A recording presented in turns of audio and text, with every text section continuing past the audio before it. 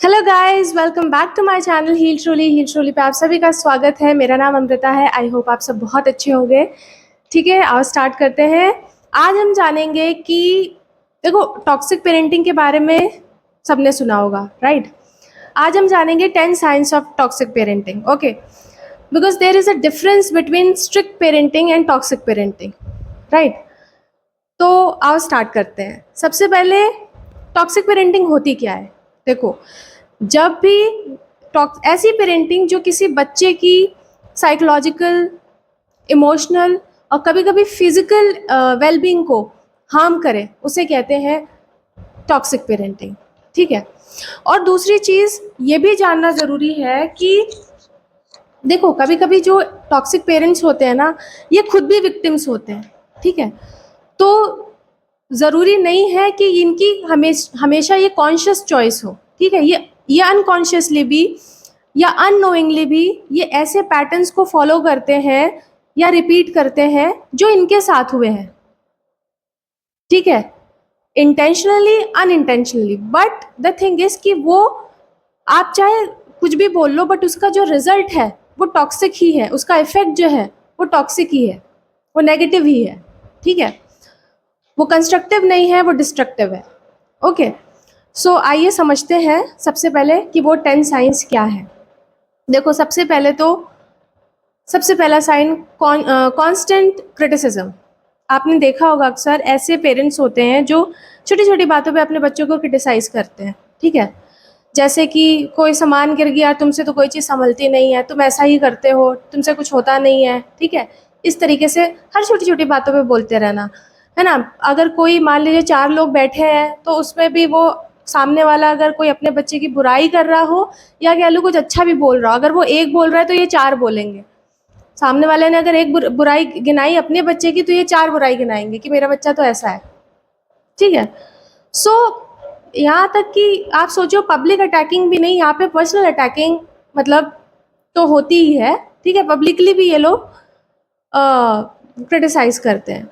तो ये आपको देखने को मिलती है। अब होता क्या है, इस तरीके के बच्चे जो बनते हैं, इनका माइंडसेट ये इस तरीके से डेवलप होते हैं कि अडल्टहुड में आपको देखने को मिलेगा ये बहुत ज़्यादा इनके अंदर सेल्फ स्टीम इश्यूज आते हैं कि मैं भाई, एम आई गुड इनफ। ठीक है। इनके अंदर ऐसे, ये इस माइंडसेट से बड़े होते हैं। ठीक है। तो आपको बहुत ही सेल्फ स्टीम इश्यूज इनके अराउंड देखने को मिलता है।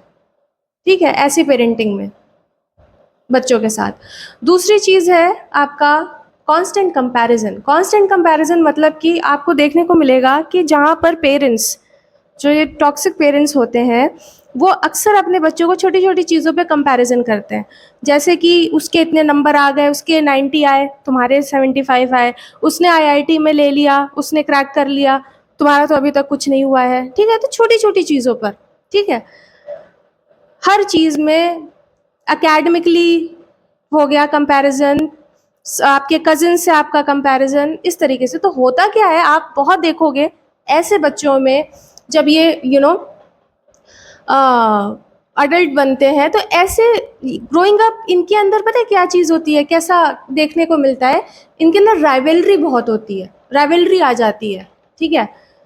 सिबलिंग्स के बीच में आपने अक्सर देखा होगा, तुम्हारी तो बड़ी बहन इतनी अच्छी है, तुम तो ऐसे निकल गए। ठीक है। वो तो देखो, खेलने में तुम्हारा भाई इतना अच्छा है, पढ़ने में तुम्हारा भाई इतना अच्छा है, तुम तो उसके बराबर भी नहीं हो। इस तरीके का कंपैरिजन तो आपको देखने को मिलेगा कि अपने भाई बहनों के बीच में एक राइवलरी आ जाती है। ठीक है। तो ये माइंडसेट को, इस माइंडसेट को वो जन्म देता है, इस तरीके की टॉक्सिक पेरेंटिंग। ठीक है।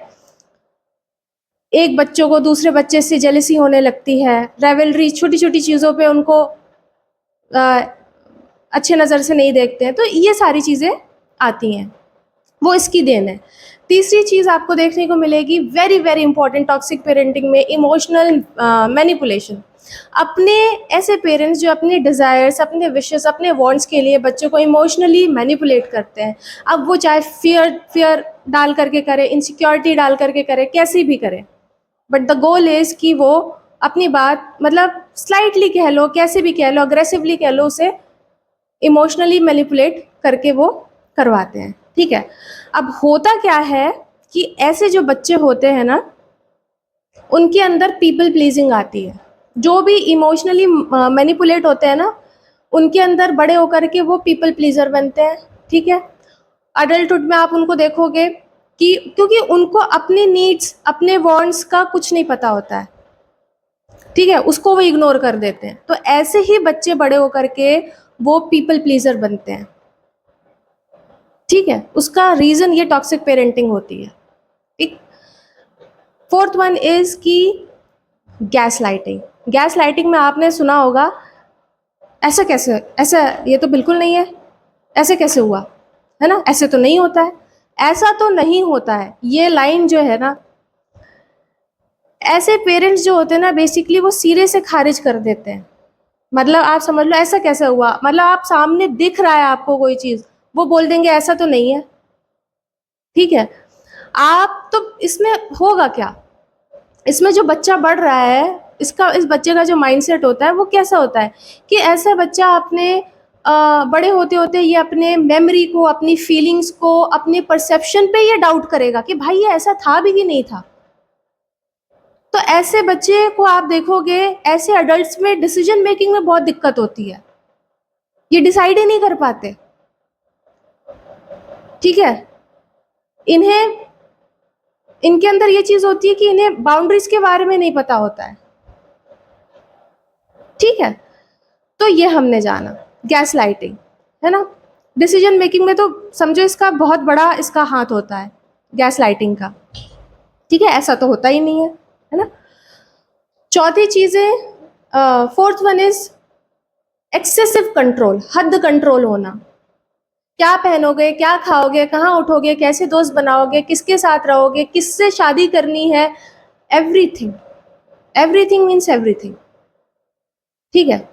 अब जो ऐसे जिसके ऐसी जो टॉक्सिक पेरेंटिंग होती है, इससे निकला हुआ बच्चा पे क्या असर पड़ता है आपको पता है। ऐसे बच्चे जब बड़े होते हैं ना, ये बच्चे जब अपने ग्रोइंग अप एज में होते हैं, जब ये पहुंचते हैं ऐसे अपने एडल्ट एज में, तो इनको, इनके अंदर क्या चीज़ देखने को मिलती है। पहली बात तो ये अपने, इनको आइडेंटिटी इश्यूज होते हैं, ये फिगर आउट ही नहीं कर पाते भाई ये चाहते क्या है, इनको पता ही नहीं होता, कहाँ से पता होगा भाई, ठीक है। जब आपका जो कंट्रोल है वो, आपसे कहा गया ये करो, आप वो कर रहे हो, आपसे कहा गया वो करो, वो कर रहे हो, आपसे कहा गया ऐसा है तो ऐसा ही होगा, ठीक है।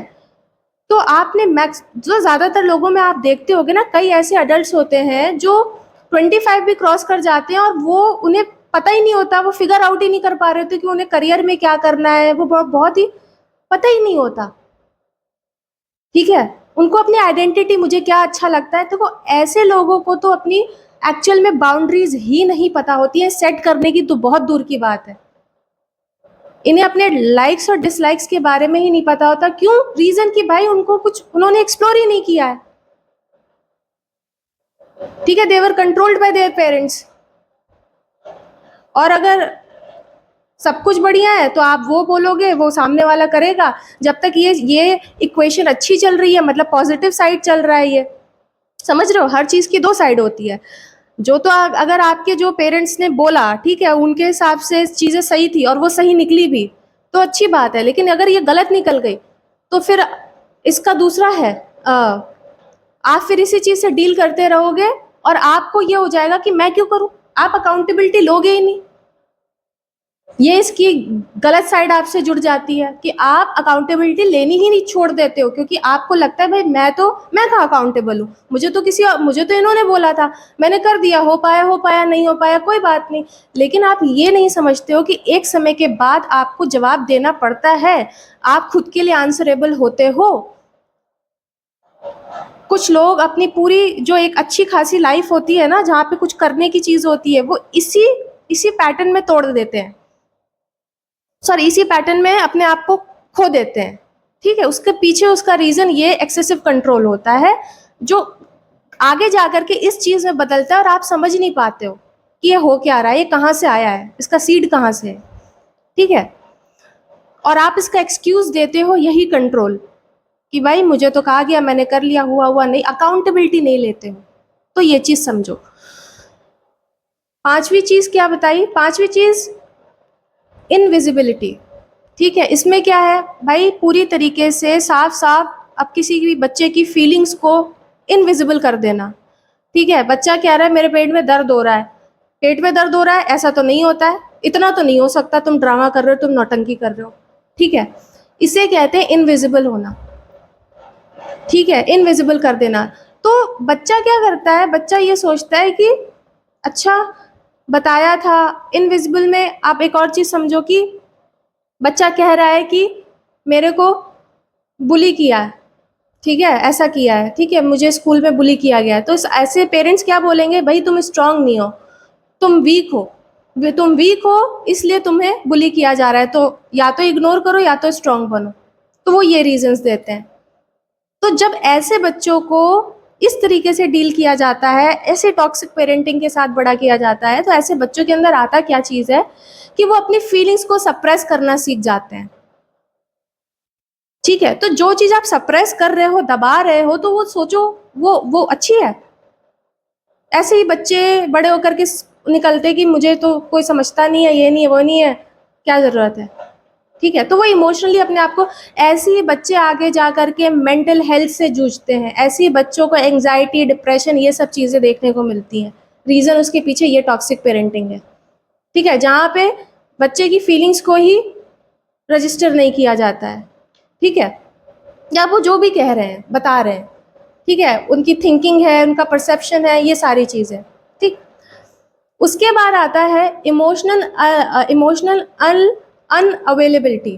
ठीक है, इसका मतलब क्या है कि देखो, ऐसे तो पेरेंट्स फिजिकली आपके पास प्रेजेंट रहेंगे, ठीक है, प्रेजेंट रहते हैं, लेकिन इमोशनली अनअवेलेबल रहते हैं, एब्सेंट रहते हैं। मतलब कि भाई, सुना होगा आपने बोलते हुए, मैंने तुम्हें अच्छा घर दिया, अच्छी जगह पढ़ाया, अच्छा पढ़ने को दिया, अच्छा पहन रहे हो, अच्छा खा रहे हो, और क्या चाहिए तुम्हें, और क्या चाहिए तुम्हें।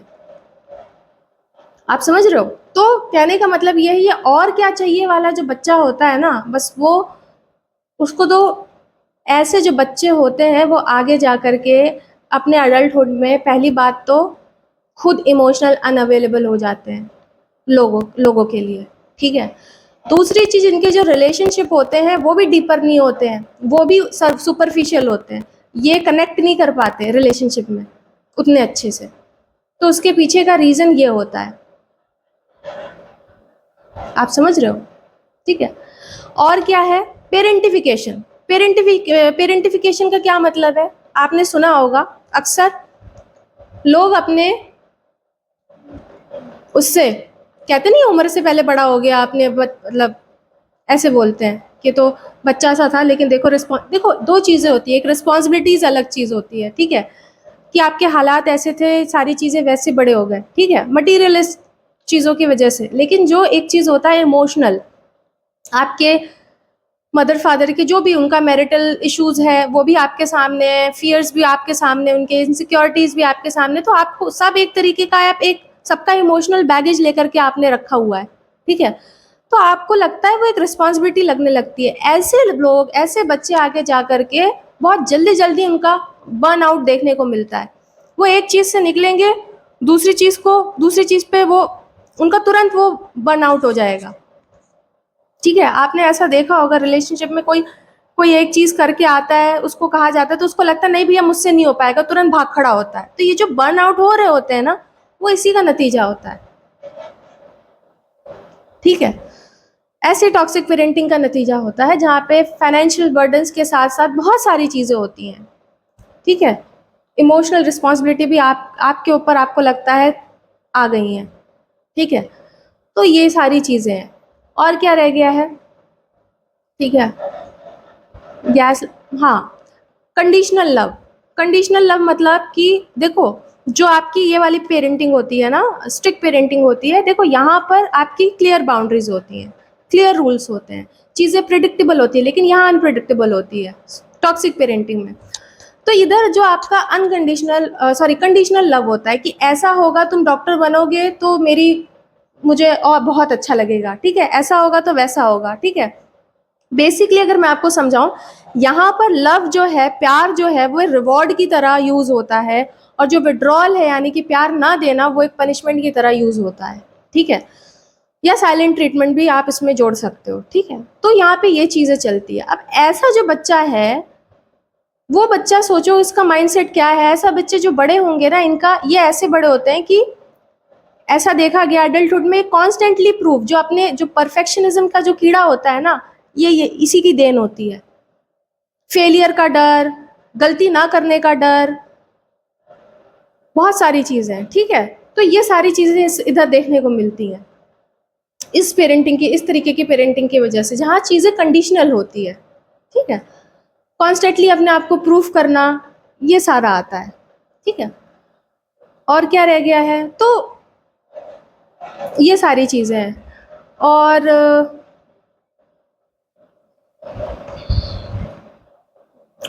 ऑलमोस्ट हाँ, सारी चीज़ें हो गई है। हमने सारी चीज़ें आज जो भी हमने हमारे जो 10 साइंस थे, ट्रेड्स थे, वो कवर कर लिए हैं, ठीक है। अब आते हैं हम कैसे इसको हील किया जाए, ठीक है। देखो, सबसे इम्पॉर्टेंट चीज़ तो है इसको एक्सेप्ट करना। कई बार लोग, बच्चे, अगर आप बच्चे देख रहे हो या कोई अडल्ट देख रहा है या जो भी, या पेरेंट्स देख रहे हैं, तो देखो सबसे पहले इम्पॉर्टेंट ये है ये एक्सेप्ट करना कि हाँ ये मुझ में है, और अगर बच्चा है तो हाँ ये पेरेंट्स में है मेरे। एक्सेप्ट करो, गिल्ट नहीं है, कोई शेम नहीं है, कोई हेट नहीं है, ठीक है। बिकॉज मैंने आपको बताया है कि वो चीज़ कहाँ से आ रही है, ठीक है। तो ये भी जानना ज़रूरी है। दूसरी चीज़ की, जब आप एक्सेप्ट करोगे, दूसरी चीज़ थेरेपी बहुत इंपॉर्टेंट होती है। अगर आपको रिकवर करना है तो मैं हमेशा बोलती हूँ थेरेपी बहुत अच्छा वे है कि आप रिकवर कर सकते हो, अच्छी गाइडेंस मिलती है वहाँ पे, ठीक है। ग्रो भी आप कर पाओगे। तीसरी चीज़, very very important, self parenting. Self parenting का मतलब है जो वैलिडेशन, जो प्यार, जो चीज़ें आपको नहीं मिली, जो सिक्योरिटी, वो आप खुद को दो, ठीक है। दो तरीके के लोग होते हैं, देखो। एक जो जिनको चीज़ें इस तरीके से ऐसी टॉक्सिक पेरेंटिंग मिलती है, वो उसका, ये चीज़ मैं ये नहीं कह रही कि गलत है, सही है, गलत है, लेकिन उसको एक एक्सक्यूज़ ना बना के, बहुत कम लोगों के अंदर वो अवेयरनेस आ पाती है जो उसको एक्सक्यूज़ बनाकर गलत राह नहीं चुनते हैं। मेरी इस बात पे ध्यान देना, डिस्ट्रक्टिव मोड नहीं चुनते हैं। क्योंकि देखो दोस्त, आप करोगे क्या, आप जाओगे, मोस्टली लोग सीखते भी बहुत अच्छा इससे कि वो गिरते हैं, फिर वो उठने में जो उनका स्ट्रगल लगता है, कहीं ना कहीं वही उनकी आगे जाकर के स्ट्रेंथ बनती है। लेकिन दोस्त, स्ट्रेंथ बनाने की बहुत अच्छे अच्छे और भी ज़रिए हैं, सीखने के और भी ज़रिए हैं। ऐसी चीज़ों पे पहले अपनी एनर्जी डालना, फिर वहाँ से निकलने के लिए उससे दुगनी एनर्जी को डालना, ये कहाँ का सही है, कहाँ का रूल है ये। तो जिन लोगों के पास अवेयरनेस होती है थोड़ी बहुत भी, और जो रिकॉग्नाइज कर पाते हैं, वो सोचते कि नहीं यार, ये रोड नहीं, डिस्ट्रक्टिव रोड नहीं, हमें कंस्ट्रक्टिव रोड लेनी है, ठीक है। तो वो काम करते हैं खुद पे। अगर कोई चीटर है, चीटर को ये बताना ज़रूरी है कि तुम चीटर हो, और लड़ना ज़रूरी है, कि ये जानना, कि ये इस बात पे समझना ज़रूरी है, मुझे तो पता चल गया ये चीटर है, मेरा एक्शन क्या है, मैं क्या कर रही हूँ। मैं एक चीटर को क्यों बताऊँ कि तू चीटर है? मैं देखूंगी ना कि मुझे यहाँ रहना है, साथ में रहना है, मैं क्या करूंगी, मैं कैसे जवाब दूंगी, ये मेरा है, ये मेरा कॉल है, ठीक है। तो ये समझो आप। दूसरी चीज़ की, वेरी वेरी इंपॉर्टेंट, चौथी चीज़ की, जनरेशनल टॉक्सिक साइकिल को ख़त्म करना। अगर आप ये रिकॉग्नाइज कर पा रहे हो, ये पैटर्न को रिकॉग्नाइज कर पा रहे हो कि ये कहाँ से चलता चला आ रहा है, आप वो हो सकते हो जो इसको ख़त्म करो। आप वो कैसे, कि आप कॉन्शियसली चूज़ करो कि ये काम आप नहीं करोगे, ये पैटर्न्स आप अपने लाइफ में फॉलो नहीं करोगे, इस तरीके से नहीं रहोगे, ठीक है। तो आप इसे तोड़ सकते हो, ठीक है। कुछ लोग, एग्जाम्पल है, कुछ लोग फ्रीडम के नाम पे, कि इन्होंने वो सारी चीज़ें नहीं मिली है, तो लोग उसका इस तरीके से उसको यूज़ कर रहे हैं, जिससे वो शायद अपने कुछ समय के लिए अपनी चीज़ें कर लें, खुश हो जाएं, लेकिन कहीं ना कहीं वो अगर वो देखो कंस्ट्रक्टिव है, लेके जा रही है उन्हें, और वो देख पा रहे हैं कि ये मुझे अच्छा चीज़ दे रही है, लेकिन अगर वो डिस्ट्रक्टिव जा रही है, तो भी वो भी उनकी जिम्मेदारी बनती है कि कहाँ उन्हें रुकना है, और कहाँ उन्हें पॉज लेके रिफ्लेक्ट करना है कि हाँ भाई, चीज़ें गड़बड़ हो रही है, अभी मेरे को सही जगह पे जाना है, ठीक है। किताबें पढ़ो, मैं कहती हूँ किताबें पढ़ो। पेरेंटिंग क्या है, आजकल लोग इन सब चीज़ों में इन्वेस्ट करना नहीं चाहते, अच्छी किताबों में इन्वेस्ट नहीं करना चाहते। देखो, पेरेंटिंग सबके लिए अलग है, मैं मानती हूँ, लेकिन यार जैसे दिल दिमाग सबको एक साथ दिया है, लेकिन परमुटेशन कॉम्बिनेशन तो सबके अलग है ना। बट बेसिक चीज़ तो समझो, जानो। उसके लिए किताब पढ़नी पड़े पढ़ो, अच्छी चीज़ें सुननी पड़े सुनो, लेकिन समझो, थोड़ा इन्वेस्ट करो, ठीक है। तो आई होप आज का वीडियो आपको थोड़ा हेल्प किया होगा, ठीक है। एंड अगर आपको ये वीडियो अच्छी लगी हो तो प्लीज़ मेरे चैनल को लाइक करना, सब्सक्राइब करना, शेयर करना। Till then take care, bye bye, और कमेंट ज़रूर करना। Bye bye.